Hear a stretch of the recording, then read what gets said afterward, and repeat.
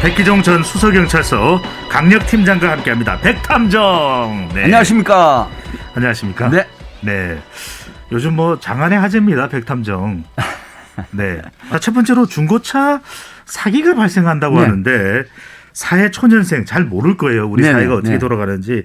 이런 초년생을 대상으로 해서 중고차 사기 기승을 부린다고 하는데 어떤 유형입니까? 네, 이제 단적으로 말씀을 드리면요. 네. 그 회사에 만약에 다니는 사람들이 보통 이렇게 낚시질처럼 중고차 사기를 당하는데요. 자, 지금 실제 있었던 그 팩트 체크된 스토리인데 네네. 2년차 회사에 다녀 이제 군대도 갔다 오고요. 네. 그다음에 대학 졸업하고 군대도 갔다 오고 그다음에 입사를 했습니다. 그런데 코로나 바이러스가 무서워요. 그렇죠. 그래서 이제 전철을 이렇게 바꾸 타고 또 버스 한승을 하고 네. 이렇게 회사를 출퇴근하다 보니까 이거 내가 이제 좀 차를 구해서 차가 하나 있어야지. 그런 생각을 합니다. 네. 근데 새 차를 구하자니 경제적인 어떤 부담이 좀 된단 말이죠. 그러니까 인터넷에다가 중고차를 이렇게 쳐봐요. 매입을 하겠다고. 그랬더니 어떤 소개자가 이제 나타납니다. 네. 그렇게 해서 이제 연결이 되는데 이 사람이 중고차를 구입을 해 주는데 네. 문제는 실제 중고차보담도 높은 가격으로 책정을 하자. 왜 그럽니까? 그랬더니 높은 가격으로 해놓고 그다음에 은행에서 대출을 받으면 네. 높은 금액의 대출을 받으니까 그 차익에 대해서는 한 500만 원 정도 된다고 하면 그 돈을 현금으로 되돌려 주겠다. 이러니까 되게 혹할 수밖에 없잖아요. 그런데요. 돈을 네. 대출은 좀 비싼 금액으로 하지만 이 돈을 또 받을 수가 있으니까. 그렇죠. 돈을 네. 되돌려 받고 그다음에 이제 그 장기 저리 대출이기 때문에 네. 부담이 덜하다. 이런 걸 이제 유혹을 하거든요. 이렇게 돼서 이제 그 은행권하고 계약을 하고 했는데 네. 정작 당일날 차를 인수를 하겠다고 약속한 날 네. 나오질 않습니다. 그리고 차량도 인수가 안 됩니다. 그래서 연락을 해보니까 이미 전화는 받지도 않고 종족도 없이 사라져버리는 이런 황당한 사기를 당하게 되는 유형이 이거는 있습니다. 완전 사기 범죄네요. 그렇죠. 아주 조직적으로 그 하는 범죄라고 보시면 이럴 때는 돼요. 어떻게 됩니까? 어디 경찰에 바로 연락을 해야 됩니까? 어떻게 해야 됩니까? 사실은 이게 이제 경찰이 신고를 하긴 해야 되는데 네. 경찰에 뭐 바로 신고를 한다기보담도 고소장을 또 써야 되는 부분이 있어요. 그리고 이제 사이버 수사대도 할 수 있지만 또 경제범죄 수사팀에서도 하는데 네. 이게 쉽지가 않아요. 수사가. 왜 그러냐면 지금 패스워드나 아이디 가차명 폰을 또 사용을 합니다. 네. 이래서 수사가 좀 장기화되는 경우가 있기 때문에 이런 그 소위 보이스피싱 유형의 이런 중고차 사기 범죄가 지금 기승을 부리고 있다. 네. 그래서 좀 조심해야 된다는 말씀을 드립니다. 물론 중고차 사업 또 영업을 하시는 대부분의 분들은 정직하게 하겠지만 일부 이런 사기 또 사기 행각이 또 벌어지고 있는데 이게 하여튼 이격이 덫에 걸려들지 않는 것이 이 사기의 덫에 걸려들지 않는 것이 가장 중요할 텐데 소비자 주의보까지 발령을 했네요. 금융감독원에서 최근에 이제 중고차 대출 사기가 급증을 하니까 소비자 경보 주의까지 발령을 했는데요. 이 대출 사기범들은 통상적으로 금융 경험이 적은 분들, 소위 아까 제가 말씀드린 사회 초년생이나 아니 또 대학 막 졸업한 분들, 또 뭐 취업 준비생이나 전업주부들 이런 분들을 타깃으로 해요. 그러니까 뭐 시스템을 잘 모르고 차는 좀 급하게 필요할 테고. 그렇죠. 그러니까 이런 분들 상대로 이제 해서 대출 사기를 하는데 결국 이분들이 어떻게 되냐면 대출금은 내가 갚게 되면서 또 어떻게 되죠? 이런 경제적인 부분이 취약하니까 신용 등급이 하락하거나 아니면 또 블랙리스트에 올라가는 경우도 생기거든요. 그리고 문제는 어떤 경우가 있냐면 더욱 안타까운 건 나중에 금융권에서 이게 고소를 합니다. 이것도 이제 그 사기 관련한 범죄로 고소를 하게 돼요. 왜 그러냐. 대출을 받고 계속 경고를 하고 그다음에 그 경고 기간이 지났음에도 불구하고 대출을 못 갚는 경우 있잖아요. 이럴 땐 또 형사처벌까지 받는 그런 사례가 있습니다. 아니 사기를 당했는데 오히려 금융기관으로부터의 경고나 처벌은 나에게 또 올 수 있는 위험이 있는 거네요. 그렇죠. 자, 이런 대출 사기 외에도 다른 수법으로 중고차 사기를 치는 경우도 있다면서요? 네, 이제 이런 겁니다. 어떤 경우냐면 이게 이제 그 렌트카 있잖아요. 이 렌트카를 구입을 해가지고 사업을 해서 명의는 당신 명의지만 지입식으로 해서 우리가 사업을 해서 일정한 기간 동안 계속 그 돈을 수익금을 돌려주겠다. 그렇게 하고 또 이 차에 대해서는 기간이 지났을 때 만약에 판매를 한다고 하면 우리가 재매입을 해주겠다. 이렇게 이제 꼬드겨요. 굉장히 그러니까 달콤한 사탕당이죠. 남의 명의를 빌려서 렌트카 사업을 하겠다. 이 수법이네요. 그렇죠. 네. 우리 청취자분들 이런 생각하실 수 있을 것 같아요. 이런 사기에 누가 속을까? 속지 않을 거야. 그렇지 않습니다. 이제 사기가 얼마나 치밀하냐면 이 수법에 깜짝 놀라게 되고 그리고 이 사기치는 사람들이 참 말을 잘합니다. 표정도 그럴싸하고 하다 보니까 그렇습니다. 이 사기에 빠져들게 되는데 하나만 더 말씀을 드릴까요? 네네. 이게 이제 이게 사기범들 특히 중고차 대출 사기범들이 가장 또 많이 내세우는 이유가 신용 저신용자라든가 또 경제적으로 취약한 사람들에게 이제 이런 게 있어요. 기존에 대출을 받았잖아요. 네. 그럼 신용 등급이 하락하거나 아주 이제 신용 불량자가 될 처지에 놓여 있는데 네. 대환 대출을 또 유혹을 해요. 대환 대출은 뭡니까? 대환 대출이 뭐냐면 기존에 있던 금융권의 대출을 네. 다시 새로 대출을 받아서 모두 갚고 아하. 그다음에 이게 저 이자로 갚아 나가게 하겠다라고 하는데 네. 이 대한 대출은 여러분들이 똑똑히 알아야 되는 게 뭐냐면요. 대출 이자가 은행 금리보다 훨씬 높아요. 그리고 이 상환 기간이 3개월에서 최대 해봐야 60개월밖에 안 돼요. 네. 이제 이러기 때문에 문제는 이런 부분에 속아서 내가 신용 불량이나 신용 등급이 하락될 소지에 있는데 이거 대환 대출을 해주겠다고 하니 옳다구나 하고 솔깃해서 예, 거기에 응했다가는 이제 진짜로 신용 등급 낮아지는 게 아니라 신용 불량자로 전락하는 그런 불행한 일이 생기는 거죠. 백탐정님 말씀을 듣고 있으면 항상 옆에 백탐정님을 끼고 살고 싶어요. 그래야 사기를 안 당할 거 아니에요. 저도 사기를 당해본 경험이 있습니다. 당하셨어요? 네네. 네, 자, 어떻게든 이런 사기에는 빠져들지 말아야 되는데 어떤 대비를 해야 될까요? 네, 가장 중요한 거는 명의 대여 요구. 네. 이제 요구를 했을 때 여기에 무조건 거절을 해야 됩니다. 그리고 이제 중고차라고 하는 부분은 인터넷상에서 정상적으로 검증이 되는 그런 네. 시스템에 구입을 하는 건 상관이 없어요. 그런데 비대면이 요즘 많잖아요. 네. 언택트 시대이기 때문에 그래서 그냥 비대면 상태로 통화를 하거나 계약을 하거나 이런 부분들이 결국은 사기를 당할 가능성이 높은데 네. 우리가 얼마 전에 이 방송에서 스미스 사기, 사기. 보이스피싱의 문자 사기 네네. 이거 이제 말씀을 드렸잖아요. 네. 이것도 마찬가지예요. 중고차 명의 대여 대출을 해주겠다라고 해가지고 URL 주소를 보내요. 네. 그러면 여기에 이제 확인을 하기 위해서 전화번호나 쪽지를 보낸 사람. 그래서 클릭을 하는 순간 또 어떻게 되죠? 내 개인 정보나 이런 금융 피해를 볼 수도 있는 이런 형태까지 오기 때문에 네. 여러분들이 정말 조심을 해야 될 게 이 경제적으로 특히 취약한 분들, 사회초년생, 직장인들 네네. 이런 분들이 이 중고차 대출 사기에 대해서 요즘 알겠습니다. 되게 조심을 해야 된다. 네. 이렇게 말씀을 드립니다. 자, 안타까운 소식 좀 관련된 이야기 풀어볼까요?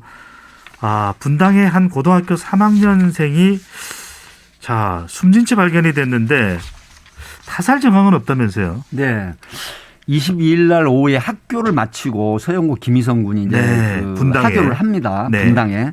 그런데 실종이 되죠. 네. 그래서 이제 경찰에 신고를 그 가족들이 했는데 네. 결국 안타깝게도 28일 지난달이죠. 네. 불과 이제 28일 며칠 전에 오전 6시 33분경인데 민간 수색사에 의해서 민간 수색견이 이제 발견을 했습니다. 네. 그런데 유서는 발견이 안 됐다고 하지만 일단 외력에 의한 상처라든가 이런 부분들이 전혀 없고 그다음에 네. 당사자가 구입한 걸로 확인된 어떤 그 쓰레기 종량제 봉투 같은 거 네. 이런 걸 이용한 극단적인 선택으로 보이기 때문에 타살 혐의는 없다. 하지만 네. 그럼에도 불구하고 의문이 계속 제기가 되고 있는데 국립과학수사연구소에 부검 의뢰를 해서 명확한 사인을 밝힐 예정입니다. 네. 우리가 또 네티즌이나 누리꾼이나 또는 유튜브 상에서 정확하게 좀 이야기를 하긴 해야 될 텐데 괜히 또 근거 없는 이야기를 가지고 의혹을 그렇죠. 퍼뜨려서는 안 되지 않겠습니까? 네네. 지난번에 또 한강공원에서 숨진 안타까운 손정민 군 손정민 군의 경우에도 너무 많은 그렇습니다. 의혹과 논란이 제기되기도 했었는데 의혹이 나오긴 나오네요. 네. 이제 이런 거죠. 지금 그 김희성 군이 네. 학교에서 끝나고 하교를 했을 때 문제집 5권을 구매를 합니다. 그리고 또 교통카드를 충전을 하거든요. 네. 그리고 버스를 탈 때 이제 현금을 주고 타고 이랬는데 네. 많은 누리꾼들 의문을 제기하는 분들은 무슨 얘기를 하냐면 아니 극단적인 선택을 할 사람이 기술 문제집을 5권을 사고 교통카드를 충전하고 또 특히 엄마한테 네. 야자가 끝나고 야간 자율학습이 끝나고 9시쯤 집에 돌아가겠다라고 네. 이렇게 얘기를 하는 게 현실적으로 이게 이치에 맞지 않는다. 그러네요. 예, 대부분 그렇게 의문을 제기를 해요. 네. 하지만 전조 증상이 있었습니다. 어떤 거냐면 이미 보도가 됐지만 전날 아버지로부터 상당히 진로와 관련해서 어떤 질책을 받았다라고 해요. 네. 그런데 다음날 이게 이제 확인이 된 거죠. 경찰 수사에 어떤 거냐면 아하. 휴대폰 정말 그 10대 같은 아이들은 휴대폰을 굉장히 애지중지하잖아요. 그렇죠. 네. 그 휴대폰을 학교 자기 교실 서랍 속에 놔뒀고 네. 그다음에 이제 자기 그 지인인 친구에게 아빠에게 진로와 관련해서 질책을 받았다는 부분, 심적인 갈등을 느낀다는 부분을 메신저로 보낸 부분이 있어요. 네. 자, 이런 부분인데 제가 여기서 말씀을 드리고 싶은 건 전조 증상이라고 하는 거는 10대들한테 나타나는 부분도 있지만 특히 이런 게 있어요. 네. 그 셀프 컨셔스네스나 그다음에 아이덴티티 이게 정체성이나 자아 의식이잖아요. 영어를 요즘에 많이 쓰시네요. 이거는 전문 용어이기 때문에 또 말씀을 드릴 수밖에 없는 건데요. 네네. 근데 아이들이 이제 이런 경우에요.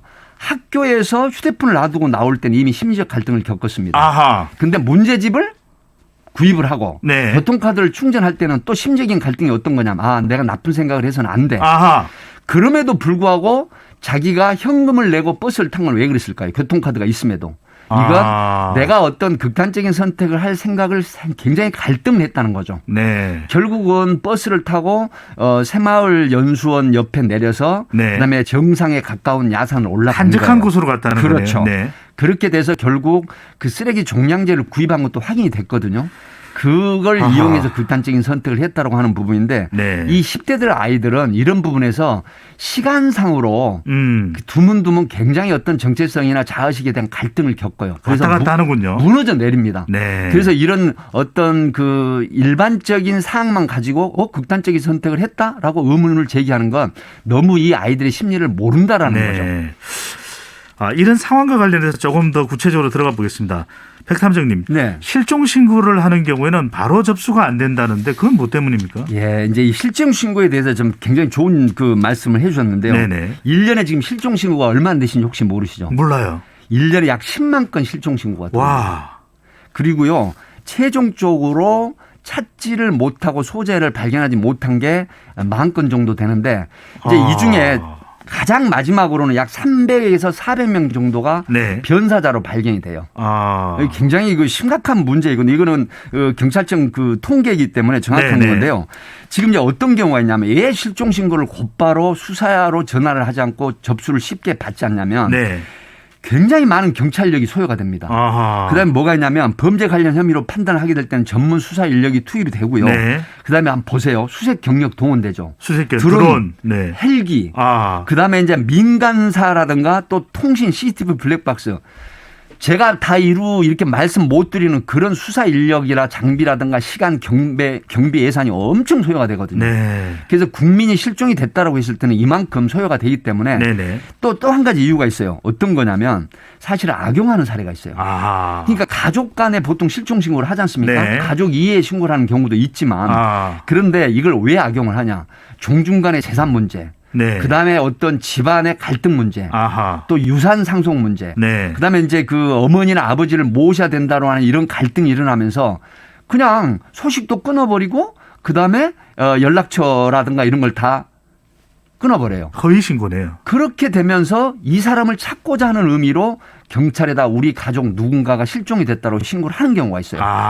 이런 부분에 악용도 되고 또 앞에서 말씀드린 굉장히 많은 경력이나 예산, 인력 소요 이런 부분들이 있기 때문에 실종 신고를 무조건 받아서 실종 신고로 수사를 하는 건 아닙니다. 네, 그렇군요. 자, 지금 청취자분께서 문자를 하나 보내주셨습니다. 백탐정님께서 좀 도움 말씀을 주시면 좋을 것 같은데 0112님께서 선장님, 제가 지금 경제적으로나 우울증, 수면제를 복용하고 비독촉 여러모로 힘들고 바람직하지는 않지만 요즘 들어 그 생각을 많이 하고 있는데요. 술은 안 먹는데 지금 너무 극단적 상황으로 많이 생각하고 있어서 혼자 있다 보니 자꾸 그런 생각이 납니다. 어떻게 해야 될지 모르겠습니다. 저도 지금 다 정리하고 차 한 대만 있어요. 힘드네요. 상당히 어려운 상황에 지금 분인데요. 우리 그 청취자분께서 굉장히 그 안타까운 사연을 보내주셨는데요.